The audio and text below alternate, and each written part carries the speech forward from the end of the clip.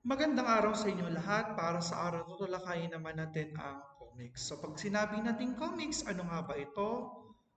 Ang comics ay isang grapikong medium kung saan ang mga salita at larawan ay ginagamit upang ihatid ang isang salaysay o kwento. Kalimitan kasi maraming mga mababasa na hindi talaga nakakaunawa o hindi hilig ang pagbabasa ng teksto lamang o puro mga salita. No? So, sa pamagitan ng comics, mas nauunawaan ng mga mababasa kasi nakakita sila ng mga larawan doon at sa loob ng mga larawan ando ng mga dialogue gamit ang iba't ibang uri ng lobo ng usapan. So yan ang comics. Isang makulay at popular na mabasahin, nagbigay aliw sa mga mabasa, nagturo ng iba't ibang kaalaman at nagsulong ng kulturang Pilipino. Ang kultura ng comics ay binubuo ng mga manulat at dibuhista na nagpalawak ng imahinasyon.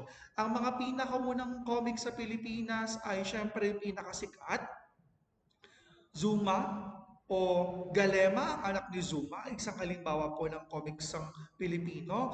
Ano pa? Captain Barbell ay isang uri din ng comics bago yan naging teleserye ni Richard Gutierrez.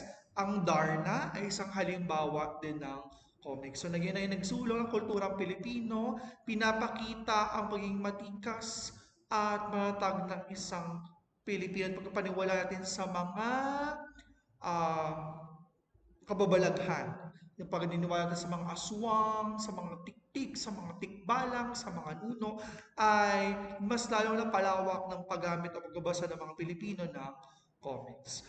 Maaaring maglaman ng isang dialogo sapagkat binubuo ito ng isa o higit pang mga larawan na maaaring maglarawan o maghambing ng pagkakaiba ng teksto upang makaapekto ng higit na may lalim. So yan ang comics. Hindi lang naman tungkol sa kababalaghan o tungkol sa mga supernatural na mga pangyayari ang comics o tungkol sa mga pagiging superhero o may mga kapangyarihan ang mga karakter o ang pinakatauhan sa kwento. Siyempre, ang comics ay meron ding naidulot na aral sa mga mambabasa. Ang comics ay nagmula ito sa salitang Ingles na comics na isang uri ng medium o babasahin. Kung maaalala nyo po, kapag nanonood kayo ng Marvels or Avengers, yun pong sina mga Captain America, si Hulk, si Wonder Woman, si Doctor Strange. So kaliyan po sila ay naging comics muna bago na isa pelikula. No, so yan ang comics. Ito po ang mga katangian ng comics. Ang comics ay kadalasan naglalaman ng maikling kwento ng kababalaghan, mga kwentong pambata at drama at iba pa. Ang comics kalimitan nagsisingit din sa mga dyaryo.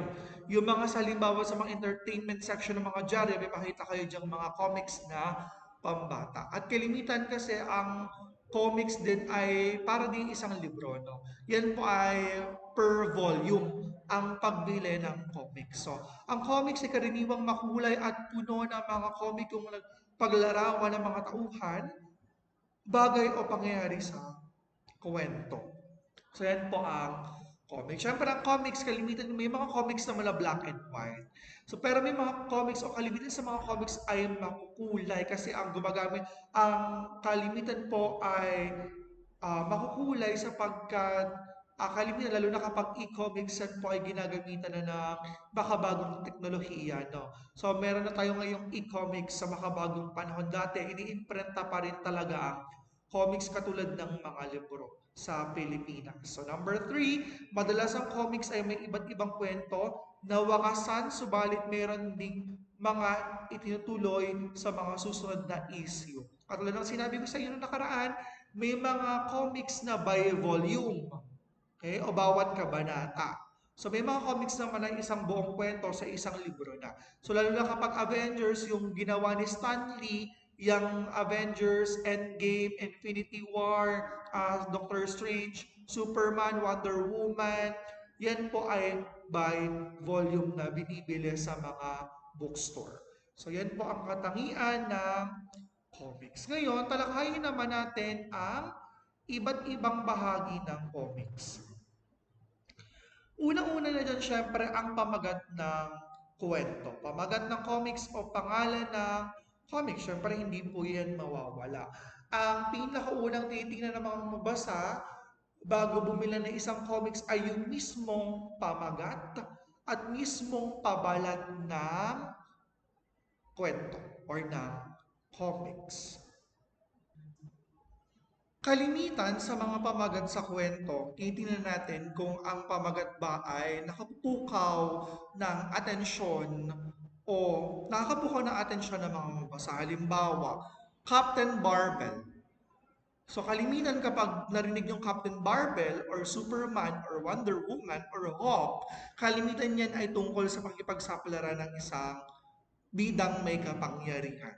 So yan ang pamagat ng mga kwento. So yun ang mga nakaraang panahon, meron may mga pamagat na ang punglo, ang sinardong putik. So yun ang mga halimbawa po ng mga pamagat ng kwentong comics o kwento mula sa isang comics. Pangalawa naman, ang larawang guhit ng mga tauhan sa kwento. Ang larawang guhit ng mga tauhan sa kwento, syempre yung mismo ng pabalat. So bukod sa titulo o pamagat ng comics, titingnan natin yung guhit or yung animation kung e-comics o yung pagkakaimprenta ng mga larawan sa pabalat ng comics kung ito ba'y kahali-halina at kung ano ang itsura ng nilalaman ng nasa loob ng isang comics ay makikita natin sa larawang guhit ng mga tauhan sa kwento, yung mismong pabalat ng comics. So dumako na tayo sa pangatlo, kuwadro, naglalaman ng isang tagpo o kwento or frame. Mamaya makita natin yung mga framing sa isang comics. Pang-apat, kahon ng salaysay, pinagsusulatan ng maikling salaysay or narration. Ang tawag po doon ay kahon ng salaysay. Panglima, lobo ng usapan, pinagsusulatan ng usapan ng mga tauhan. May iba't ibang anyo ito batay sa inilalarawan ng dibuhista. O isa-isahin natin ano ba yung anyo ng lobo ng usapan. Kapag sinabi natin Filipino major na caption box, yan po ay nagsasaad ng mga pangyayaring naghahayag ang isang author. Okay? Uulitin ko po. Ang caption box ay nagsasaad ng mga pangyayaring naghahayag ay ang mismong author. Ibig sabihin po, yung narration, ilalagay po natin dyan sa caption box. At kalimitan ng caption box ay nasa pinakataluktok or nasa pinakailalim ng comics or yung mismong narration. That is caption box. So pangalawa naman tayo, speech bubble or dialogue bubble. Ang dialogue bubble naman po ay pagpapalitan ng mga salita ng mga karakter sa istorya. Ulitin ko, ang speech bubble o dialogue bubble ay pagpapalitan ng mga salita ng mga karakter sa istorya at kalimitang parihaba o oval ang hugis ng speech bubble or dialogue bubble. Kalimitang parihaba or oval ang speech bubble or dialogue bubble. So dumako naman po tayo sa scream bubble from the word scream. So nagpapahayag ng matinding emosyon o may malaking patusok-tusok na zigzag sa bubble scream. Minsan pasigaw, minsan paiyak o paghalinghing, yan po ay nasa lobong ng usapan na speech bubble. Papahayag ng matinding emosyon. So dumako naman tayo sa tinatawag nating broadcast or radio bubble. Kapag sinabi namang broadcast or radio bubble, kalimitan dito class ay galing sa radyo o telebisyon. Kalimitang galing sa radyo o telebisyon ang dialogue o ang tunog na nakalagay po sa radio bubble. At may pagkakalitulad po ang radio bubble sa scream bubble. Kung mapansin nyo, yung hugis ng radio bubble ay may pagkakahilintulad sa high and low frequency o pa-zigzag din po ang hugis pero hindi kasing tusok sa scream bubble. So dumako naman po tayo sa whisper bubble. Siyempre kapag sinabing whisper, pabulong ang paraan ng pagsasalita ng karakter. Okay? Yan po pa, bulong ang salita ng karakter. So kalimitan sa whisper bubble, putol-putol yung linya ng whisper bubble. O yung parang nag-trace kayo, paputol-putol po siya. So that is whisper bubble. So dito naman tayo sa thought bubble. Kapag sinabi nating thought bubble, yan po ay T-H-O-U-G-H-T. T-H-O-U-G-H-T, thought bubble. Sa thought bubble po, iniisip ng karakter yung isang bagay o mga bagay na iniisip ng karakter at kalimitang hugis ulap. Hugis ulap ang thought bubble dahil nga po nag-iisip ang karakter sa kwento. So tingnan natin ano ba yung mga bahagi ng isang comics. So tingnan natin sa susunod na pahina. So narito ang isang halimbawa ng comics at ang mga bahagi nito. Eto, ang pamagat ng kwento ang ligaw na punglo. Ang mga larawang guhit ng mga tauhan. Eto, sa kwento, syempre ayan po yung mismong poster. Kuwadrong naglalaman ng isang tagpo sa isang kwento o yung pinaka-frame. Yan po ay may framing. Ito ang isang frame. Ito ang ikalawang frame. Ito ang ikatlong frame. Yan po ang kuwadro. Ang kahon ng salaysay ay pinagsusulatan ng maikling salaysay tungkol sa tagpo. At syempre, isinulat ito ni Carlo G. Caparas mula sa Comicopedia WordPress.com. At lobo ng usapan, syempre, ito pong mismong conversation. Ayan. At ang kahon ng salaysay, ito po. Itong maliit na bahagi dito na rectangular o parihaba. So, ang lobo ng usapan ay pinagsusulatan ng usapan ng mga tauhan. May iba't ibang anyo ito batay sa inilarawan ng dibuhista or ng animator. So, magbigay pa tayo ng ilan pang mga halimbawa. Narito, ayan ang pamagat ng kwento, larawang guhit, lobo ng usapan, ang kahon ng salaysay or narration at ang bawat kuwadro. Unang kwadro, ikalawa, ikatlo sa gitna, ikaapat, ikalima, ikaanim, at ikapito at ikawalong kwadro. So yan po ang iba't ibang bahagi ng comic. Sana ay nakakasunod kayo sa ating talakayan para sa hapon ito. So dumako na tayo sa iba't ibang uri ng comics. So ano nga ba ang iba't ibang uri ng comics?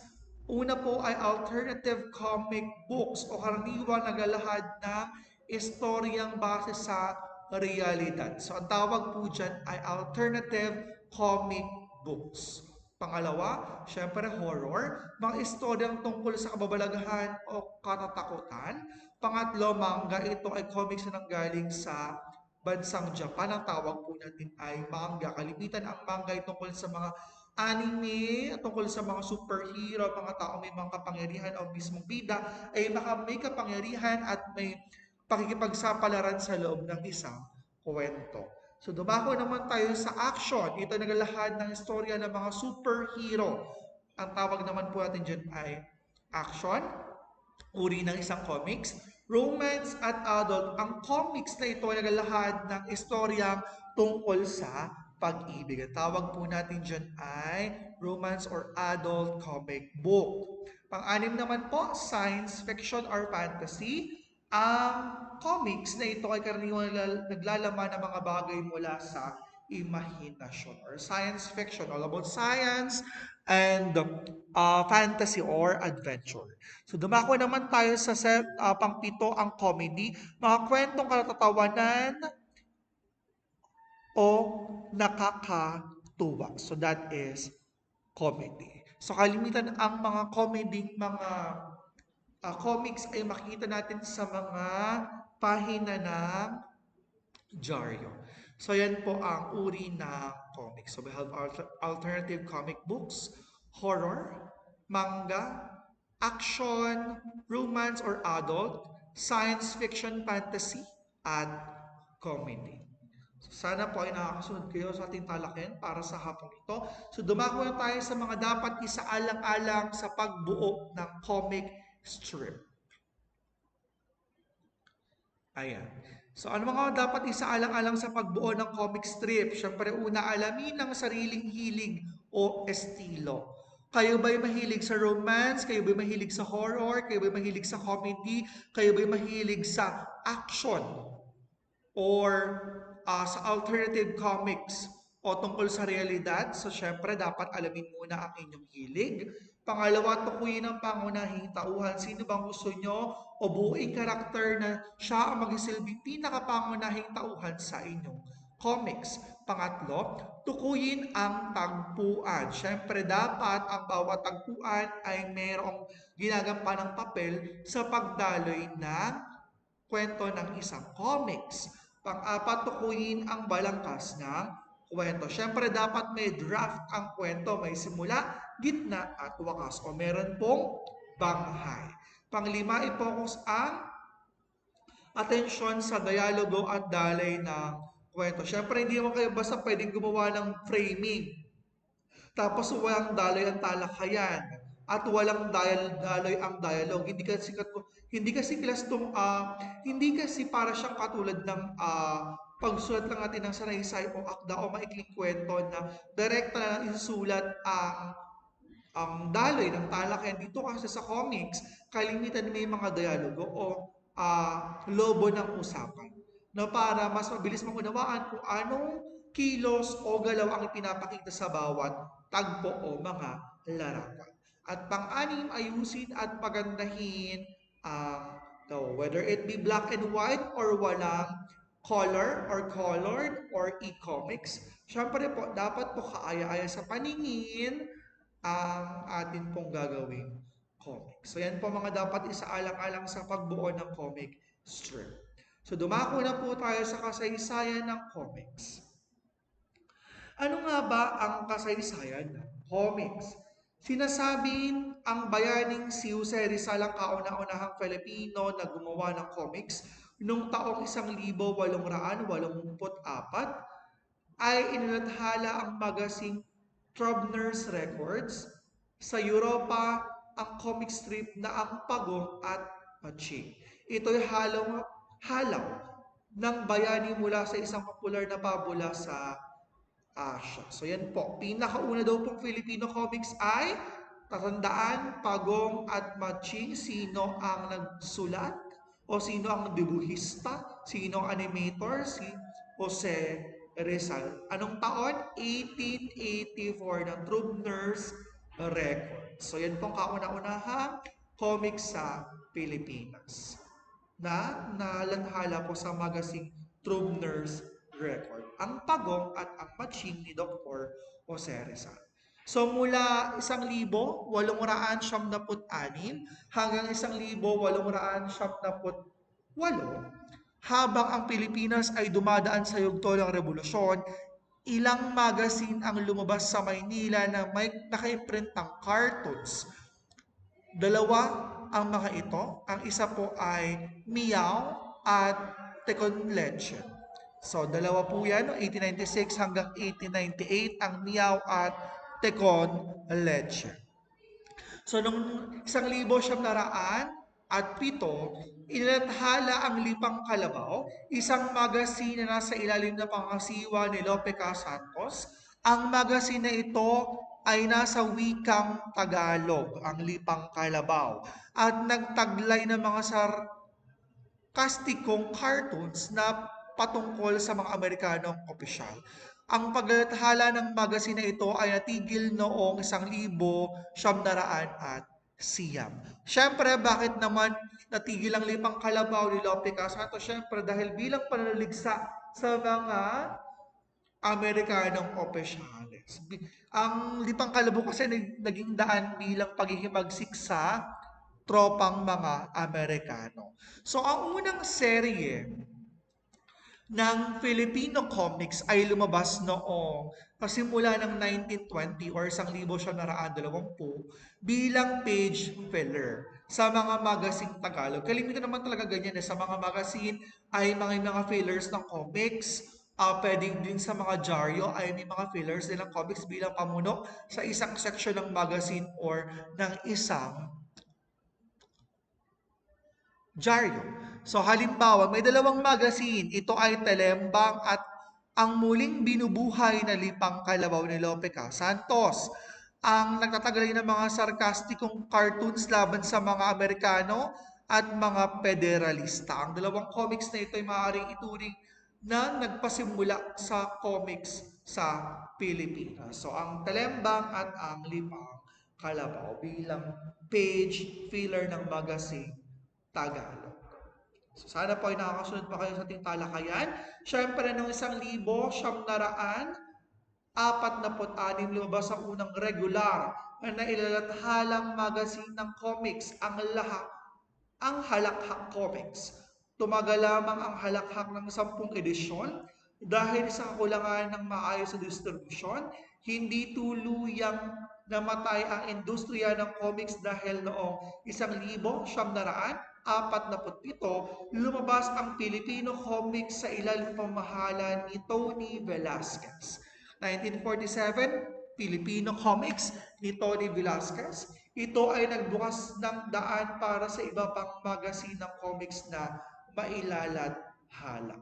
So yan po, 1946 lahat Halakhak Comics at 1947 Filipino Comics ni Tony Velasquez.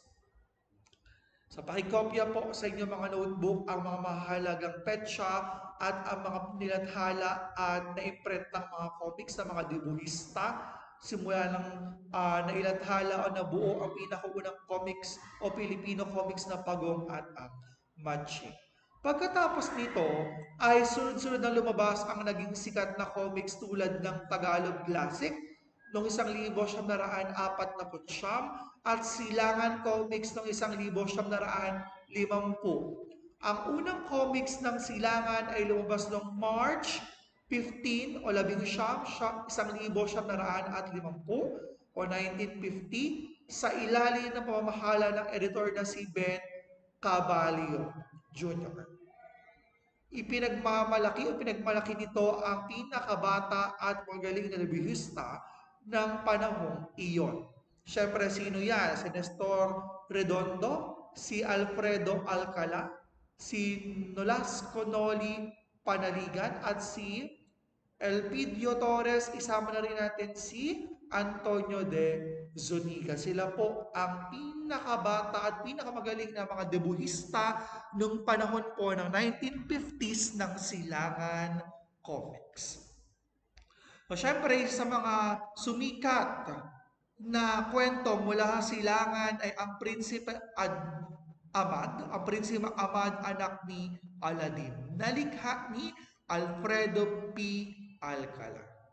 So, sobrang daming mga dates at sobrang daming mga na-imprentang mga comic strips. So, please take note of those dates and comics. So, ilang linggo lang matapos ilabas ang unang comics ng Silangan, inilathala ang action comics ng Arcade Publication. Naging editor nito si Ariberto Tablan at si Alfredo Alcala pa rin, at Virgilio Redondo ang mga punong ilustrador. Sumunod sa mga ito ang Between Comics noong April 1950, Bulaklak Comics noong August 1950, Fantastic Comics noong Oktubre 1950, Hiwaga Comics noong 1950, Special Comics noong 1952, Manila Comics noong 1952, at Extra Comics noong 1953. Dito nagsimula ang isa sa pinakamalaking industriya ng comics sa buong mundo. Kaya noong kalagitnaan ng 1950, hindi man opisyal tinuring ang comics bilang pambansang libro ng mga Pilipino, Lumawak pa ang ginamit na anyo sa paggawa ng comics noong 1950s. Kumuha ng inspirasyon ang comics mula sa iba pang anyo ng literatura tulad ng komedya, alamat at mga paniniwala at maging mitolohiyang Pilipino ay naging comics na o ginawa na rin comics. Ang mga naunang comics na Tagalog ay mayaman sa kwento patungkol sa aswang. Katulad ng sinabi ko sa inyo kanina, mahilig din magpaniwala sa mga kababalaghan, ang mga supernatural na mga bagay. Aswang, kapre, nunong sa punso, tikbalang at iba pang mga karakter na may sinaunang paniniwala ng mga Pilipino.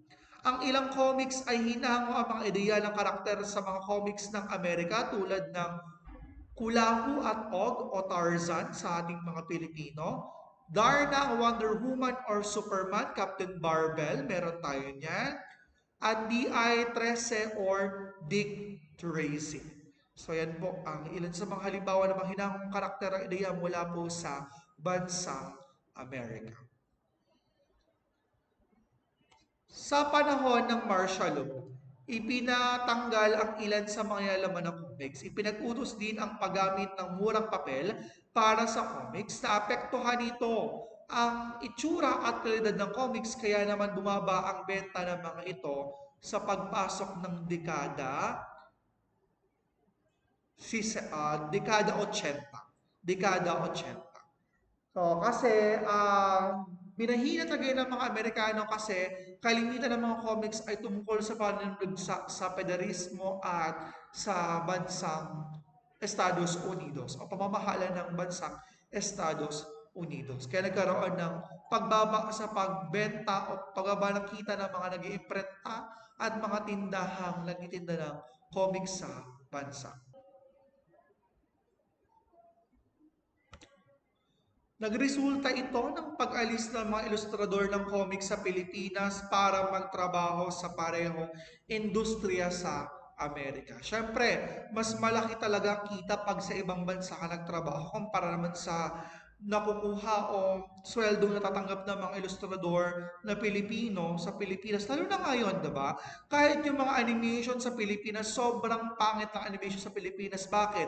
Yung mga magagaling na ilustrador o dibuhista sa Pilipinas ay lumipat na po ng Estados Unidos. At kalimitan sa mga mahusay na mga dibuhista or animator or ilustrador ay nasa pangangalaga po ni Stanley, yung mga gumagawa ng mga comics ng Avengers at Infinity War, gayon din ang gumagawa ng mga comics na pagmamayari po ni Stanley. Sa kabilang dito, nakakalungkot mang isipin, pero sina Alfredo Alcala, Mar Amongo, si Alex Nino, si Tony De Zuniga, si Rudy Nebres, at si Nestor Redondo ay nasa Estados Unidos na po nagtrabaho. Simula nang bumaba ang demand ng comics sa Pilipinas. Pagkatapos ng martial law, muling namuhunan ang industriya ng comics sa mga makabagong mamabasa. Drama ang naging usong tema sa comics sa pagpapasikat ng mga manulat na sina Pablo S. Gomez, Elena Patron at Nerissa Cabral. So yan po ang nangyari nung pagkatapos po ng martial law.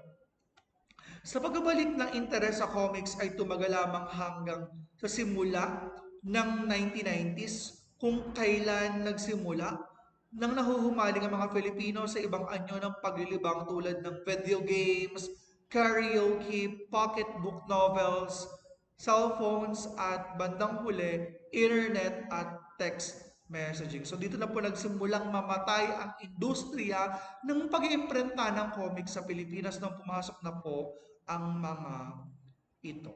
So nakakalungkot mang isipin, naging bahagi ang comics ng kulturang Pilipino, subalit dahil sa paglipas ng panahon, ito ay namatay. So, maaaring gumawa ng comics ang nagtipid sa produksyong binawasan ng sweldo ng mga manunulat at debuhista, gumamit ng murang papel at dinamihan ng mga pahinang nakatuon sa showbiz kaysa sa comics.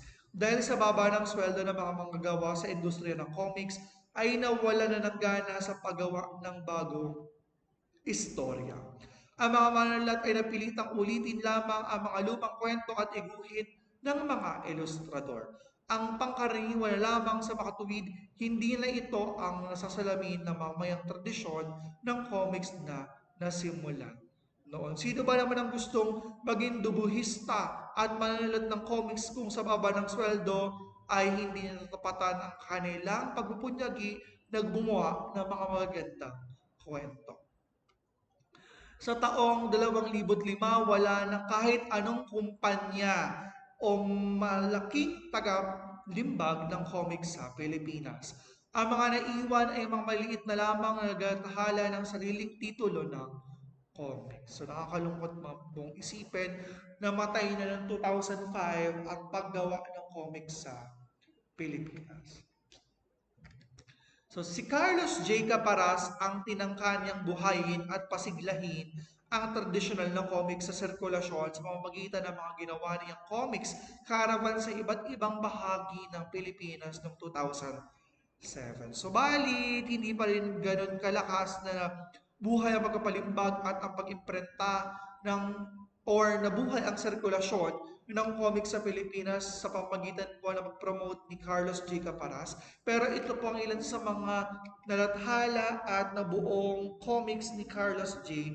Caparas. Una dyan ang Kamagong, Durugin si Totoy Bato na naging teleserye din, Angela Marcado, Basyong Bote, Ang Panday, Kamandag, Gambino at okay, gagambino din tong pangdulo na laraw. So yan po yun sa mga halimbawa ng mga comic strip ni Carlos J. Caparas. At sa makabagong panahon, ito na po ang itsura ng comic strip sa Pilipinas at sa ibang bansa. So, kalimitan tumutungkol na po sa pag-ibig at mga supernatural or mga sci-fi na mga comic strips.